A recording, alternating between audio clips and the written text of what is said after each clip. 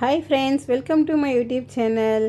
செய்யார் முரளி வித்யா YouTube channel சார்பாக எல்லாருக்கும் வணக்கம் ஃப்ரெண்ட்ஸ். இப்போ நம்ம எங்கே போயிட்டுருக்கோம் அப்படின்னு பார்த்தீங்கன்னா, இன்றைக்கி தேய்பிறை அஷ்டமி.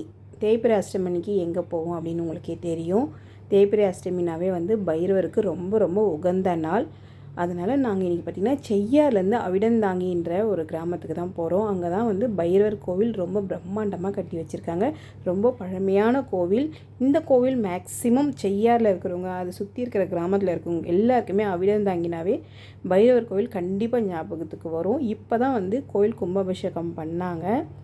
மார்ச் மாதம் தான் கோவிலுக்கு கும்பாபிஷேகம் பண்ணியிருந்தாங்க. இன்னும் 48 நாள் மண்டல அபிஷேகம் வரலை. வர ஏப்ரல் 25 48ஆம் மண்டல அபிஷேகம் கோவிலில் நடக்க இருக்குது. எல்லோரும் கலந்துக்கோங்க. 48வது மண்டல பூஜை. யாரெல்லாம் அவிடந்தாங்கி பைரவர் கோவிலுக்கு வந்திருக்கீங்க அப்படின்றது மறக்காமல் கமெண்ட் பண்ணுங்கள். தேய்பிறை அஷ்டமினாவே பைரவருக்கு ரொம்ப ரொம்ப உகந்த நாள். நம்ம செய்யார்லேருந்து அவிடந்தாங்கி பார்த்திங்கன்னா ஒரு 15 கிலோமீட்டருக்கு வரும். 12-13 கிலோமீட்டருக்கு நம்ம செய்யார்லேருந்து அவிடந்தாங்கி பஸ்ஸும் இருக்குது. அது டைமிங் தான் பஸ்ஸு. நாங்கள் பைக்கில் தான் போயிருந்தோம். கோவில் வாசல்லே பார்த்திங்கன்னா நம்ம தீபம் போடுறதுக்கான அனைத்து பொருளுமே அங்கேயே விற்கிறாங்க. அகலில் போடுறவங்களும் போடலாம். அதேமாதிரி பூசணிக்காய், இப்போ மேக்ஸிமம் நிறைய பேர் பூசணிக்காய் விளக்கு போடுறாங்க. ரேட்டு நான் ப்ராப்பராக சொல்லலை. ஏன்னா நம்ம ஒரு ரேட் சொல்லுவோம், நீங்கள் கேட்கும்போது கொஞ்சம் ரேட் அதிகமாகவோ கம்மியாக சொன்னாலும் அது தப்பாக போயிடும். நான் போன வாட்டி போகும்போது பூசணிக்காயில் தான் போட்டேன். இப்போ நான் அகலில் தான் நான் விளக்கு போட்டேன் இன்றைக்கி. அகல் அந்த செட்டு நெய் அதெல்லாம் பார்த்திங்கன்னா 50 ரூபா. நம்ம பூவு கற்பூரம் எல்லாம் சேர்த்து கேட்டால் 50 ரூபா, இல்லை அப்படின்னா 30 ரூபா செட்டு அப்படியே கொடுத்துட்றாங்க. அதுமாரி பூசணிக்காலே பார்த்திங்கன்னா முழு பூசணிக்காவாக தான் இருக்கும். நம்ம பூசணிக்காய் எது வேணும் பார்த்து கேட்டு அவங்க அது உள்ளே இருக்கிற எல்லாம் க்ளீன் பண்ணி அவங்களே மஞ்சள் குங்குமம் நம்மளும் தடவுறது தான் தடவலாம், அவங்களே க்ளீன் பண்ணி கொடுக்குறாங்க. எண்ணெய் எல்லாமே செட்டாக கொடுக்குறாங்க. இப்போ கோயில் உள்ள வந்துட்டோம் ஃப்ரெண்ட்ஸ். நவகிரகம் இந்த பக்கம் சாமிக்கு சுற்றிட்டுருக்காங்க. பைரவர் படுத்துட்ருக்காரு. பைரவருக்கு மாதம் அதாவது தேய்பிறை அஷ்டமி அன்னைக்கு ரெகுலராக விளக்கு போடுறவங்களும் இருக்கிறாங்க.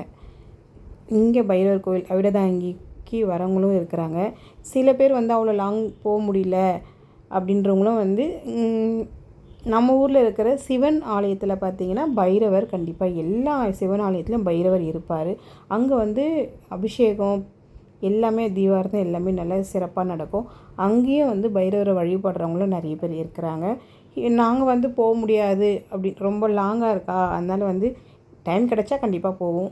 முடியாதப்போ இங்கே சிவன் கோயிலில் தான் பைரவருடைய தரிசனம் கண்டிப்பாக பார்ப்போம். அந்த மாதிரி யாரெல்லாம் இருக்கீங்க அப்படின்றது மறக்காமல் கமெண்ட் பண்ணுங்கள். நாங்கள் போகும்போது பார்த்திங்கன்னா மணி ஒரு 3:30 மணிக்கு தான் வீட்டிலேருந்து கிளம்பியிருந்தோம். வெயில் வேறு செம்மையாக இருந்ததுங்க. வெளியவே போக முடியல. சரி, இந்த வெயிலில் பைக்கில் போனால் எப்படி அப்படின்றதுனால கொஞ்சம் வெயில் தாழ்ந்து போகலாம் அப்படின்னு தான் நாங்கள் ஒரு 3:30 மணிக்கு மேலே தான் வீட்டிலேருந்தே நாங்கள் கிளம்பணும். நாங்கள் அங்கே கரெக்டாக போகும்போது பார்த்திங்கன்னா மணி ஒரு 4:15, அதான் 3:15 வீட்டிலேருந்து கிளம்பணும்.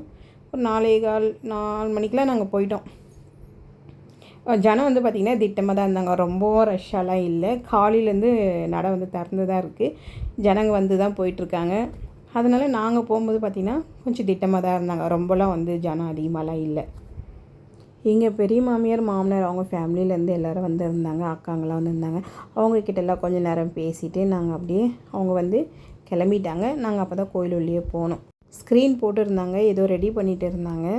சரி, அதனால் சாமி பிரகாரம் சுற்றிட்டு வந்துடலான்னு சொல்லிட்டு சுற்றிட்டு வர போகும்போது தான் ஃப்ரெண்ட்ஸ் கோபுர தரிசனம்லாம் பார்த்துட்டு பிரசாதம் கொடுத்துட்டு இருந்தாங்க. நம்ம எந்த கோயிலுக்கு போனாலும் முதல் பிரசாதம் தான் ஃப்ரெண்ட்ஸ். சாமியை தான் பார்க்கலான்னு போனோம்.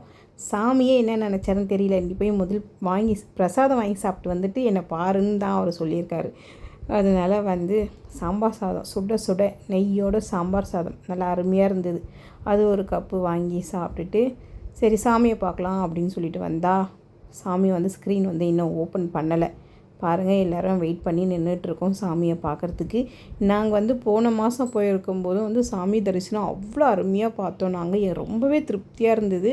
இந்த டைமும் ஸ்க்ரீன் இப்போ கொஞ்சம் நேரத்தில் ஓப்பன் பண்ணிவிடுவாங்க. ரொம்பவே சிறப்பாக பார்த்தோம். ஆனால் வந்து ஃபோட்டோ எடுக்கிறதுக்கு அலோடு கிடையாது. நம்ம கேமரா லைட்டாக எடுத்து காமிச்சாலே அங்கே இருக்கிறவங்க வந்து திட்ட ஆரம்பிச்சிடுவாங்க. அதனால் நாங்கள் எடுக்கலை. நாங்கள் கண்டிப்பாக உங்களுக்கு டைம் கிடைக்கும்போது கோவிலுக்கு போயிட்டு ஒரு விளக்கு போட்டுட்டு வாங்க. கண்டிப்பாக உங்களுடைய கஷ்டம் எதுவாக இருந்தாலும் வந்து சாமி வந்து சரி பண்ணிவிடுவார். அதுவும் கால பைரவர் ரொம்பவே சக்தி வாய்ந்த பைரவருங்க. பைரவர்கிட்ட நம்ம எதுவாக இருந்தாலும் வேண்டிங்கன்னா கண்டிப்பாக நம்மளுடைய குறையை வந்து அவர் வந்து தீர்த்து வைக்கிறாரு. உடல் பிரச்சனை எதுவாக இருந்தாலும் தீர்த்து வைக்கிறாரு. ஒரு நம்பிக்கை தாங்க.